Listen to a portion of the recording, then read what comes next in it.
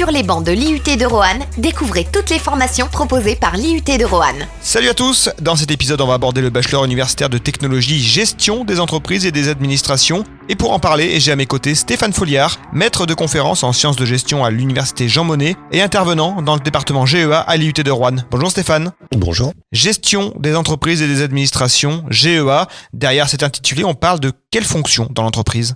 Alors on parle de fonctions déjà très variées puisqu'on s'adresse à une grande typologie d'entreprise, de la petite entreprise à la grande entreprise. L'objectif c'est de former des personnes qui soient opérationnelles sur tous les métiers de la gestion. Alors la gestion, on va le retrouver en amont dans l'entreprise où on va avoir toute la partie prévisionnelle. On va essayer de prévoir des budgets, on va essayer de prévoir un peu le déroulé de l'activité. On va avoir aussi de la gestion pendant l'activité, on va essayer d'optimiser la performance de l'entreprise. Et puis on a toute une gestion a posteriori pour rendre compte du fonctionnement de l'entreprise. Et là, on va retrouver par exemple la gestion comptable, la gestion fiscale, la gestion financière. On peut donc se retrouver auprès de la direction générale, mais aussi dans la fonction finance ou dans la fonction RH. Le but propose une approche transversale de l'entreprise qui permet derrière des spécialisations, fonction par fonction, comme celle que vous venez de citer. Avec un BUT GEA, on peut se diriger vers le secteur public, vers les concours de l'administration ? Bien sûr, j'en suis un bon exemple puisque moi je suis issu de GEA Roanne et j'ai passé aussi les concours maintenant pour être enseignant-chercheur ici. Mais on a aussi un certain nombre de candidats qui vont tenter les concours de la fonction publique au Trésor public par exemple. Quelle différence concrètement entre un BUT GEA et un BTS comptabilité et gestion ou gestion de la PME ? Alors, je dirais que la grosse différence, sur les contenus, on va rester assez similaire. La comptabilité, ça reste de la comptabilité. Sauf que la grosse différence, c'est le U de but qui veut dire universitaire. C'est-à-dire que nos programmes sont basés sur de la recherche. C'est-à-dire qu'on a aussi une liberté pédagogique d'adapter nos cours en fonction des particularités d'un territoire et en fonction des besoins des entreprises justement de ce territoire. Le campus rouennais propose aussi la licence AES, Administration économique et sociale. En quoi elle diffère de la filière GEA à l'IUT ? Alors, le but a vraiment une dimension compétence, une dimension opérationnelle qui est plus importante que la licence AES qui, elle, reste assez générale et basée sur l'économique et le social.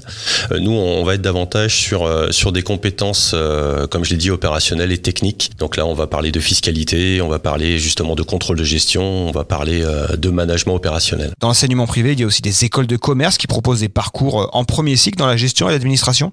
Tout à fait, on a aussi cette concurrence, alors pas sur le territoire rouennais, mais sur Lyon, sur Saint-Étienne ou sur Clermont-Ferrand qui sont les métropoles à proximité.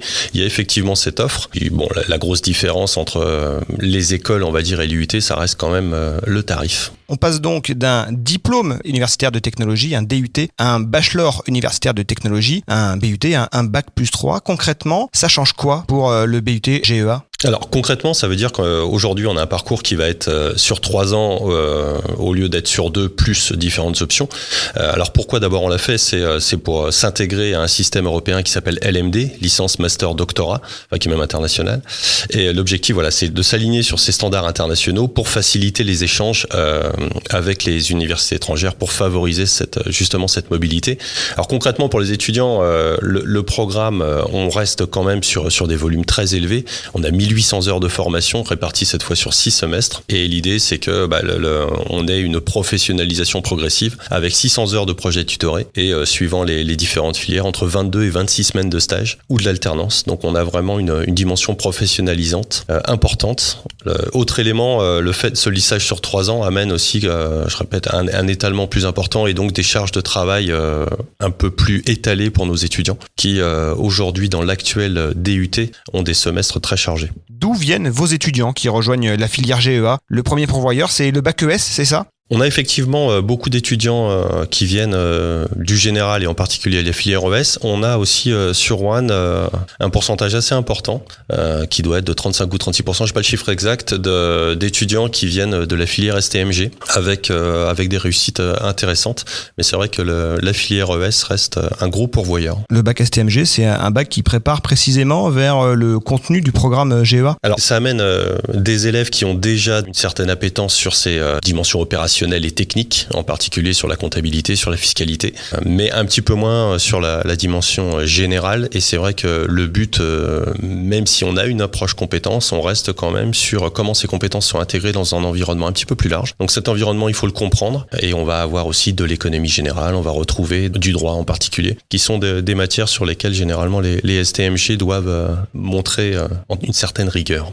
Est-ce qu'on croise des profils qui viennent du bac L par exemple ? Alors, on a déjà eu des étudiants, effectivement, qui venaient de bac L. On a aussi des étudiants, alors rien à voir, mais qui viennent de bac professionnel, avec de belles surprises, avec des étudiants qui vont se révéler au sein de notre établissement. Et on a eu des profils, effectivement, qui venaient de littéraire, qui étaient très intéressants, qui avaient une vision un peu différente de nos visions très opérationnelles. Et c'est intéressant de discuter et de faire discuter les étudiants entre eux sur une vision un petit peu plurielle du monde. Et d'ailleurs, de quelle manière elle s'opère, la sélection à l'entrée, notamment pour un bac pro gestion-administration, par exemple ? Donc là, de toute façon, la procédure est uniformisée via les différentes plateformes de candidature post-bac. Pour vous donner un ordre d'idée, on a eu plus de 1500 demandes l'année dernière. Et on a un certain nombre de critères qui sont présentés sur la plateforme d'inscription des étudiants. Et ensuite, en commission pédagogique, on va choisir les étudiants en fonction, bien entendu, de l'adéquation entre leur profil et nous, ce qu'on attend, l'objectif étant bien entendu que la majorité des étudiants qu'on va accueillir réussissent. C'est quoi le profil type de l'étudiant en GEA, ses aptitudes ? Le profil type, c'est un étudiant qui va être assez rigoureux. L'objectif, on est sur des métiers de concentration, les métiers de la comptabilité, où une erreur est assez vite faite. On souhaite des personnes qui soient particulièrement rigoureuses. Je pense que c'est la qualité numéro 1. Même si ça se travaille, on essaye de le développer. Et puis aussi un peu curieux, ouvert sur l'environnement de l'entreprise et pas juste sur la dimension technique. Mais je pense que la rigueur, c'est effectivement le critère numéro 1. On va rentrer dans le concret de la formation. Quels sont les enseignements qui sont dispensés en BUT GEA ? Alors, comme je vous l'ai dit, on a des matières qui vont couvrir de manière transversale le fonctionnement d'une entreprise. Puisqu'on est sur de la gestion, on va bien entendu commencer par ces matières-là, des matières techniques de comptabilité, de fiscalité, d'approche financière, de contrôle de gestion. Et on va aussi avoir des éléments qui vont permettre de comprendre le fonctionnement cette fois plus global. Donc là, on va parler de ressources humaines, de l'environnement de l'entreprise, son environnement juridique, son environnement économique. On va essayer de positionner un peu le fonctionnement de l'entreprise dans un cadre plus large. Et puis, on a aussi des matières qui vont orienter cette fois l'étudiant vers la création de sa propre entreprise avec un parcours du but qui sera gestion entrepreneuriat et management d'activité. Donc là, on part sur des fonctions qui seront davantage celles du créateur d'entreprise. Et donc cet enseignement, il prend quelle forme ? On est sur de la théorie, on est sur de la mise en pratique ? On est sur les deux en fait. Ça c'est, je pense, l'une des grandes forces du but, c'est de pouvoir mixer de la théorie et de la pratique. La théorie, elle est indispensable pour avoir le minimum de connaissances nécessaires à l'action. Et ensuite, il y a des apprentissages qui ne se font que en pratiquant. La création d'entreprise, par exemple, puisque c'est ma spécialité, la négociation avec un client ou avec un partenaire potentiel, et ben ça se fait que quand on a le client ou le partenaire en face de soi. Quelle est la part de l'entreprise dans le parcours, dans ces 3 années de formation, des stages, de l'alternance possible ?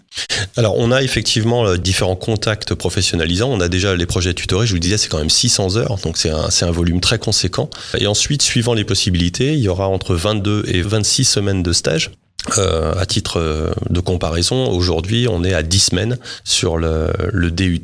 Donc là, on passe à 26, ou alors on a la possibilité de faire une année complète en alternance, ou un petit peu plus suivant les aménagements qui vont être réalisés. Il y a 3 spécialisations en BUT GEA, accessibles dès la 2e année, gestion comptable, fiscale et financière, GC2F. Donc là, on est vraiment sur les métiers de la comptabilité et de l'accompagnement de l'entreprise. Pour vous donner le métier phare que ce parcours pourrait amener, c'est l'expertise comptable. Alors bien entendu avec un complément de formation, mais on est vraiment sur ces métiers du chiffre à proprement parler et d'évaluation de la performance d'entreprise dont je vous parlais tout à l'heure, mais cette fois dans la production de documents comptables qui vont pouvoir servir par exemple à réaliser un bilan et un compte de résultat. Cette première spécialisation plus vers la fonction finance, la seconde plus vers la fonction RH, gestion et pilotage des ressources humaines. Alors là, on a même chose, un mix entre une approche un peu théorique qui serait le management et comment optimiser cette ressource humaine, mais il y a aussi une dimension très forte et demandée en tout cas sur le territoire, qui est ce qu'on appelle le social, pas au sens où on l'entend habituellement, mais au sens de gestion de cette relation, de cette ressource humaine, avec la réalisation particulièrement complexe de tous les dossiers du personnel dans l'entreprise. Donc là, la gestion de la paye peut-être. La gestion de la paye, bien entendu, où on a actuellement une licence professionnelle, donc qui va être intégrée maintenant dans le but, et on est tout à fait sur ce type d'activité. La 3e spécialisation, c'est gestion, entrepreneuriat et management domaine d'activité, GEMA. Donc c'est tout le processus créatif qui va conduire à la création d'une nouvelle organisation. Alors ça peut être bien entendu et idéalement une entreprise, mais ça peut aussi être une association ou un autre format organisationnel. Alors il y a plus de 80 départements GEA en France. C'est quoi le plus du but GEA à l'IUT de Roanne? C'est peut-être ça justement, cet accent mis sur l'entrepreneuriat?